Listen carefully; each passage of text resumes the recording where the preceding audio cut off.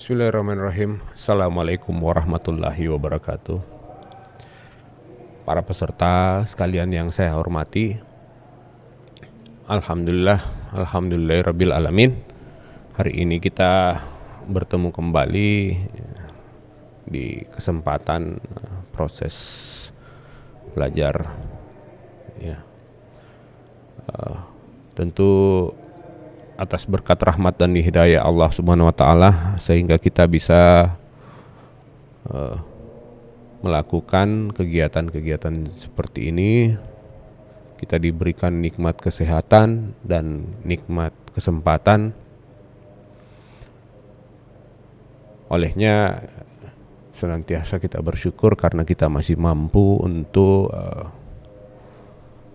melakukan pengembangan diri dari proses belajar ini. Salawat dan taslim kepada junjungan Nabiullah Rasulullah Sallallahu Alaihi Wasallam beserta para sahabat beserta keluarganya yang telah menunjukkan kepada kita bagaimana sesungguhnya manusia seharusnya berperilaku di muka bumi ini, sehingga kita terus mengembangkan tindakan-tindakan kita ke arah yang lebih baik, mencoba mengikuti hal-hal yang baik yang pernah dilakukan oleh Rasulullah dan para sahabatnya beserta keluarganya sesuai dengan apa yang diajarkan atau sesuai dengan pedoman, yaitu kitab suci Al-Quran. Baiklah, para peserta mata kuliah ini, pendidikan Pancasila yang saya hormati. Jadi sebenarnya ada dinamika dan tantangan Pancasila dalam kajian sejarah bangsa Indonesia, ya. Nah, yang perlu kita cermati pentingnya adalah kajian sejarah, sehingga kita kemudian bisa membuat sebuah argumentasi tentang dinamika dan tantangan Pancasila. Ya, melihat dari sejarah yang telah berlaku, kemudian hari ini kemudian kita memperbaikinya. Di masa akan datang, hari ini adalah sebuah sejarah yang berlaku pula. Kemudian orang-orang di masa akan datang akan memperbaikinya pula, agar sejarah buruk itu tidak pernah terulang. Sejarah-sejarah yang baik itu dipertahankan. Dipertahankan, dimodifikasi sesuai dengan kehidupan kita saat itu. Nah, ketika kita melihat dinamika dan tantangan, ya, ada dinamika, ada perjalanan, ya, Pancasila dalam kajian sejarah ini. Nah, cobalah kita membuat argumentasi seperti apa kira-kira dinamika Pancasila dalam kajian sejarah yang kita pahami dari hasil bacaan kita, ya. Nah, di sini dilihat bahwa dalam sejarah itu terdapat juga nilai Pancasila yang menyimpang dari kenyataan hidup berbangsa dan bernegara. Ya, dalam literatur yang saya berikan, yang saya bagikan, tentunya di situ ada contoh bahwa tentang pengangkatan presiden seumur hidup. Ini sangat tidak mencerminkan demokratisasi. Sikap yang demokratis itu tidak dicerminkan dengan adanya TAP MPR tahun 60, ya, yang menginginkan Presiden Soekarno tersebut, ya, adalah presiden yang seumur hidup. Nah, inilah yang kemudian tidak mencerminkan adanya sebuah bentuk atau perilaku yang diatur oleh regulasi, yang diatur oleh undang-undang berdasarkan dari Pancasila. Ada sebuah bentuk tindakan melegitimasi sebuah tindakan bahwa tindakan itu adalah tindakan kebenaran. Kalau kita berbicara tentang hukum, sedikit penyampaian tentang hukum, meskipun Anda mungkin bukan jurusan dari hukum.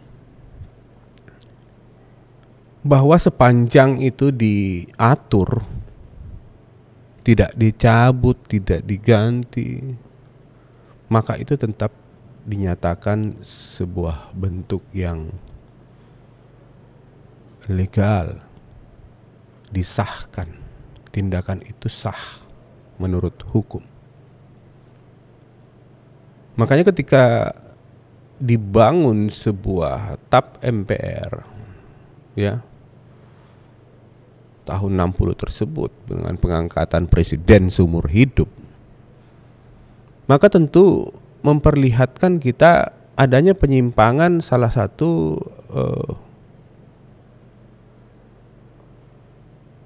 yang terdapat dalam konstitusi kita, bahwa presiden menjabat 5 tahun dan dapat dipilih kembali.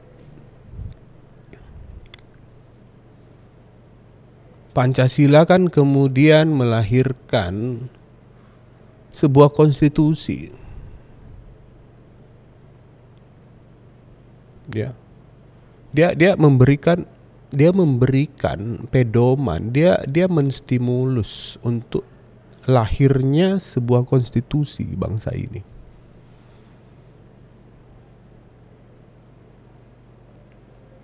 Nah, kemudian ketika ia lahir sebagai konstitusi lalu tidak diindahkan, maka ia bertentangan. Tentunya tindakan tersebut bertentangan ketika kita tidak mengindahkan konstitusi tersebut. Ya, menurut logikanya, logika atau penalaran dalam hukum itu tidak dibenarkan karena yang berlaku prinsip.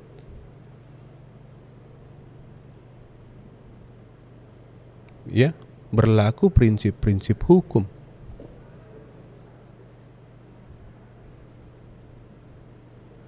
Ya. Jadi Pancasila ini merupakan sebuah grundnorm, ya. Ini merupakan esensi, ini merupakan hakikatnya, ini merupakan landasan fundamentalnya. Kalau Pancasila itu kemudian mampu melahirkan aturan-aturan, ya, mampu melahirkan sebuah hukum yang konkret, ya, maka hukum yang konkret tersebut mesti diindahkan. Ketika ia tidak dibatalkan, ia tidak dicabut, maka selalu senantiasa dianggap benar.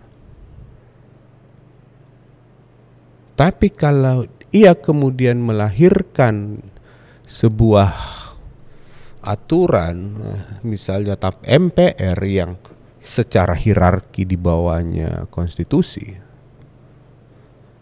maka ia mengabaikan prinsip-prinsip hukum tersebut. Ada konstitusi, yaitu Undang-Undang Dasar 1945, ya. Kemudian di bawahnya ada TAP MPR sebagai, ya, susunan hierarki peraturan perundang-undangan yang ada di Indonesia. Ia kemudian bertentangan dengan aturan yang ada di atasnya. Prinsip ini yang biasa dikenal di dalam hukum lex superiori derogate lex inferiori.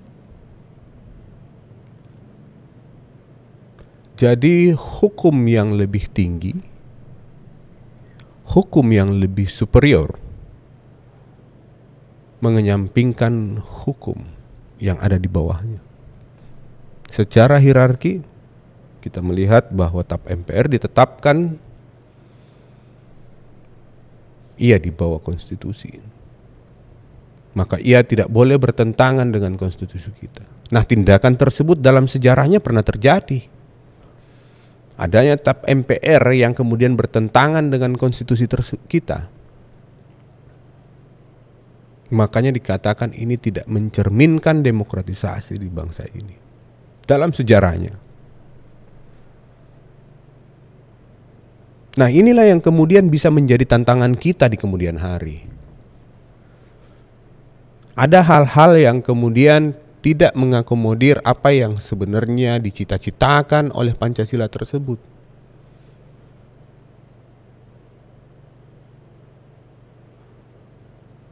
Pancasila sebagai sebuah ius constituendum. Dia merupakan pembentuk hukum yang dicita-citakan, yang diharapkan, yang dicita-citakan.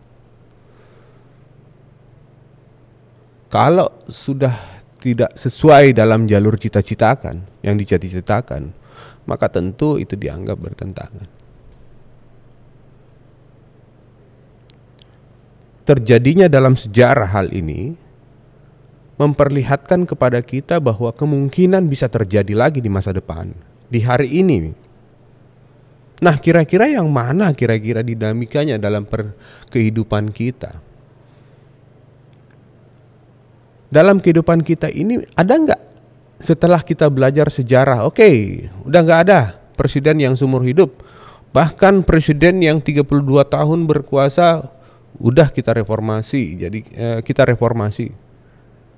kita ganti presiden yang sudah 32 tahun menjabat jadi 5 tahun, pilih kembali 2 kali. Kenapa? Karena kita melihat, kita pelajari, kita teliti bahwa 10 power 10 carp.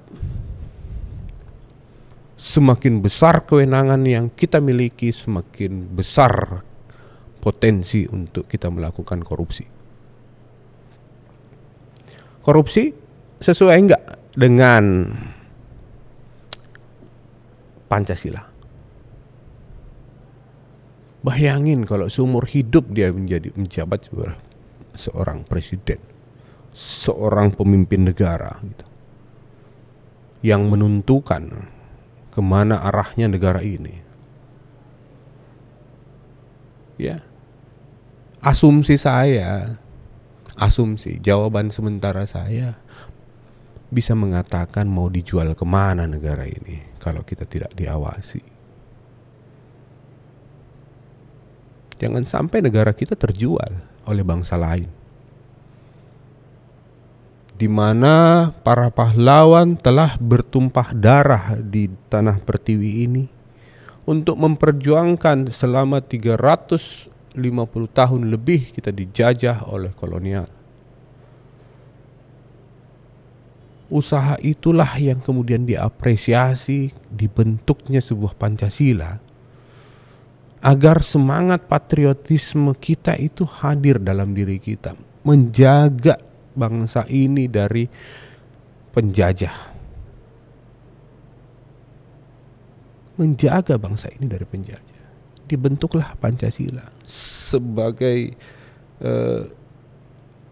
pembentuk sikap patriot dalam diri kita hingga hari ini. Kita nggak bisa pakai sekedar Al-Quran. Sesungguhnya udah lengkap dalam Al-Quran. Cuman ya kita mengapresiasi bahwa kita hidup berdampingan dengan agama lain.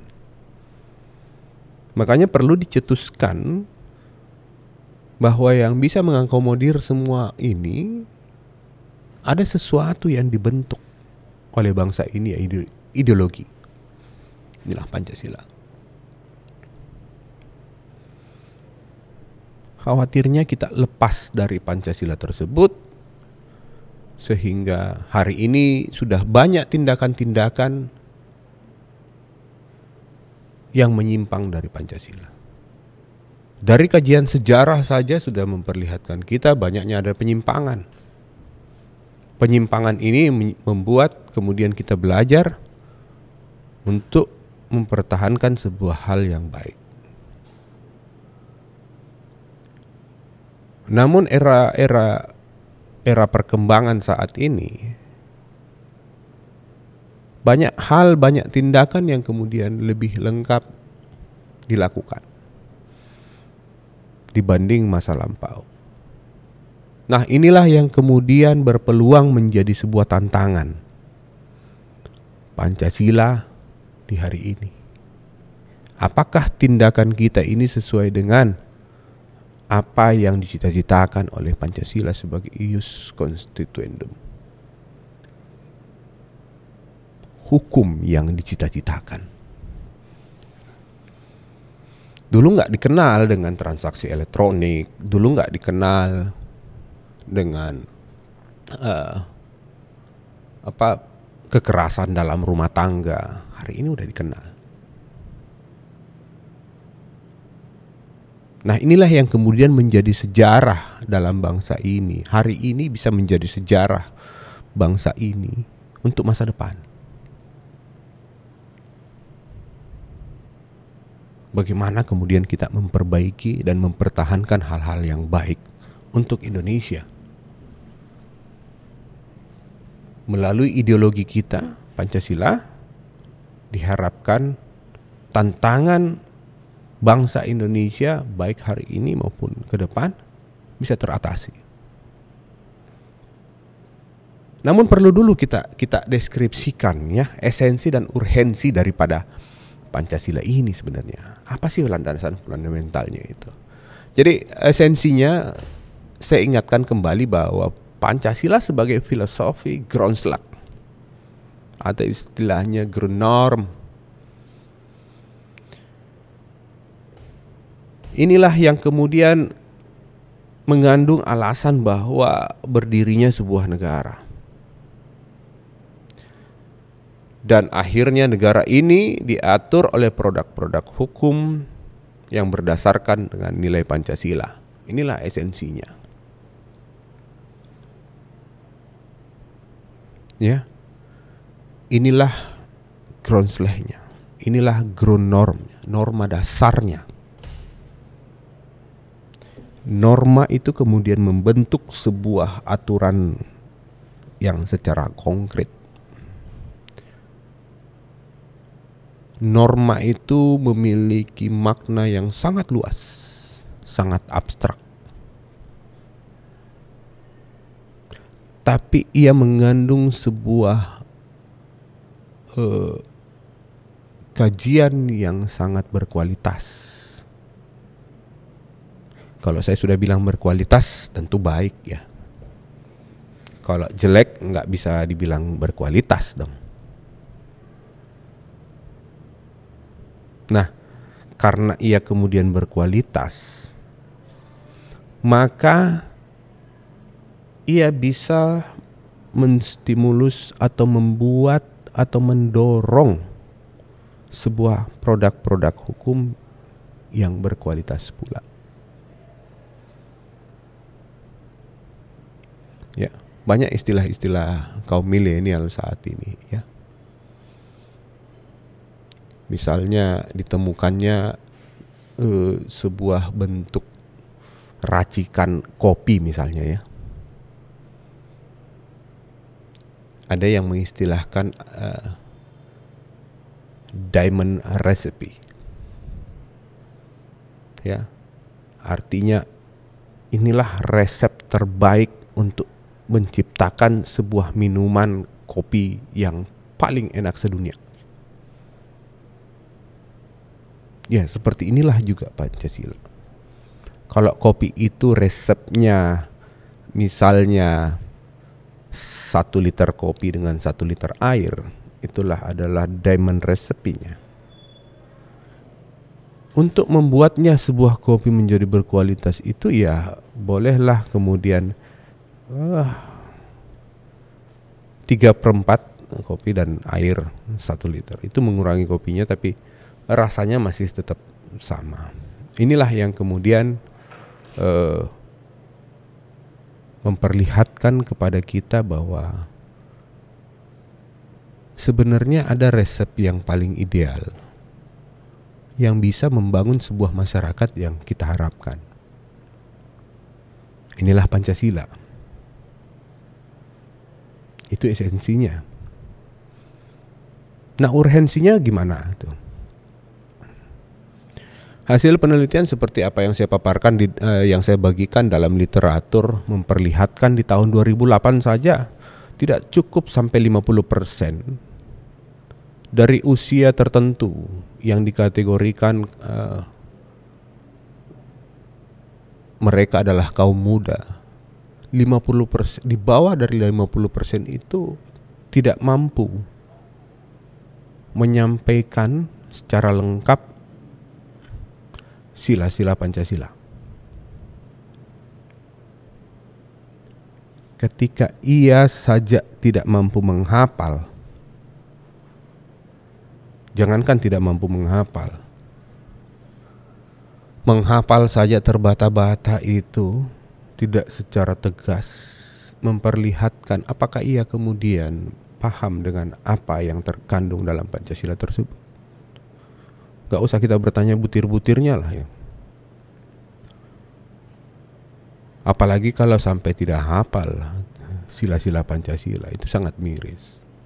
Ini memperlihatkan bahwa melemahnya ideologi Pancasila, melemahnya ideologi bangsa kita. Padahal tahun 2008 hasil penelitian tersebut diisi oleh kaum agent of change. Mereka yang membawa perubahan. Kaum yang kemudian memegang tongkat estafet kepemimpinan bagi bangsa ini. Nah, disinilah kemudian terlihat urgensinya bahwa terlihat sebuah bentuk masyarakat yang kemudian terlepas daripada ideologi bangsa ini. Bagaimana mungkin ia kemudian menakodahi kapal ini ketika ia memegang tongkat estafet kepemimpinan hari ini? Bagaimana mungkin ia kemudian bisa mengarahkan sebuah kapal yang disebut dengan Negara Kesatuan Republik Indonesia ketika ia tidak mampu memahami, ya, menghafal saja nggak paham ideologi kita, menentukan titik tujuan kita saja dia nggak paham. Bagaimana kemudian ia bisa membawa kapal ini dengan lurus dan tetap pada relnya? Nah, inilah urgensinya. Inilah pentingnya. Dalam kajian sejarah 2008 nggak lama banget ya. Baru 12 tahun yang lalu kira-kira kalau di tahun 2020. Tapi itu sudah bisa menjadikan sejarah untuk hari ini bahwa ya ada kejadian di bawah 50% masyarakat dalam umur tertentu tidak mampu mengungkapkan Pancasila secara lengkap. Nah, ini perlu dirumuskan tindakan apa yang perlu dilakukan sehingga pemegang tongkat estafet ini nantinya benar-benar bisa melanjutkan ke arah titik tujuan yang telah ditentukan. Sebagaimana apa yang dicita-citakan oleh ideologi kita, yaitu Pancasila. Berikutnya kita kemudian nanti coba belajar secara mandiri untuk memberikan argumentasi tentang esensi dan urgensi, ya. Menurut kajian sejarah, mungkin Anda pernah mengalami sesuatu yang memang bertentangan dengan apa yang diharapkan oleh ideologi kita atau Pancasila. Mungkin Anda bisa ceritakan dalam kuis-kuis kita di kelas.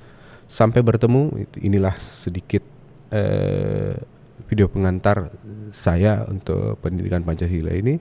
Sampai bertemu di kesempatan berikutnya. Salam sehat selalu dan assalamualaikum warahmatullahi wabarakatuh.